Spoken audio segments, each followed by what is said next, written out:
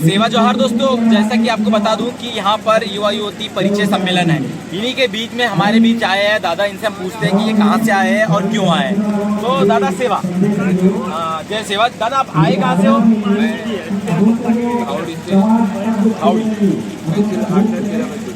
तहसील आठनेर, जिला बैतूल। तो आप यहाँ किस काम से आए हो? मैं यहाँ परिवार सम्मेलन देखने आया हूँ, युवा युवतियों का सम्मेलन देखने। हाँ, युवा युवतियों का सम्मेलन देखने। दादा, जैसा कि दादा ने बताया कि युवा युवती सम्मेलन देखने के लिए आए हैं, तो इनसे हम कुछ अपने संस्कृति और रीति रिवाज के बारे में जानेंगे, जो कि इस समय युवाओं और युवतियों को बिल्कुल भी विलुप्त होते जा रही है अपनी संस्कृति। तो दादा, आप मुझे बताना चाहूँगी, जब आपके ज़माने में अपनी संस्कृति को जिस प्रकार से प्रेजेंट किया जाता, जिस प्रकार से बताया जाता, क्या आजकल के युवाओं में देखने को मिलता है? आजकल के युवा में बहुत कम मिलता है।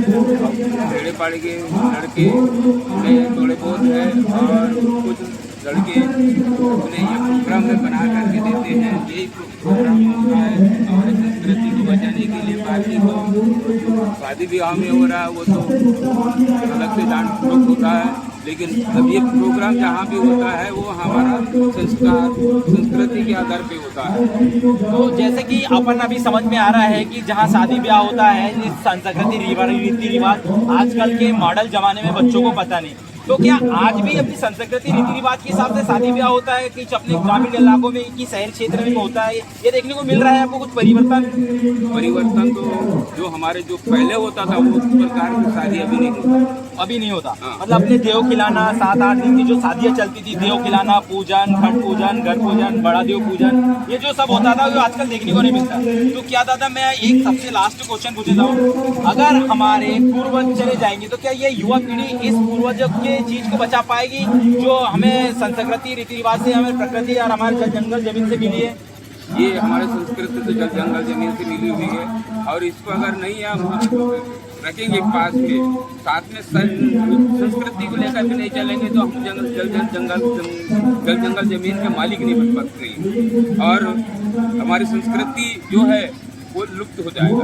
तो जैसा कि दादा ने बताया हमें कि अपनी संस्कृति को बचाने के लिए हम आदिवासी समाज के युवा युवती को, जो वर्तमान में अंग्रेजी जमाने के रहन सहन ढंग से जी रहे हैं, उसको बचाने के लिए हमारे जो पूर्वज लोग हैं, वो पूर्वज लोगों से हमें रीति रिवाज संस्कृति सीखनी होगी, ना कि कुछ डिग्री हासिल करने के बाद उनके जो अंग्रेजी जमाने में चलते आ रही चलन, कपड़े, रीति रिवाज, संस्कृति को अपनाने के बजाय हम अपनी संस्कृति रीति रिवाज और पहनावे को अपनाएं।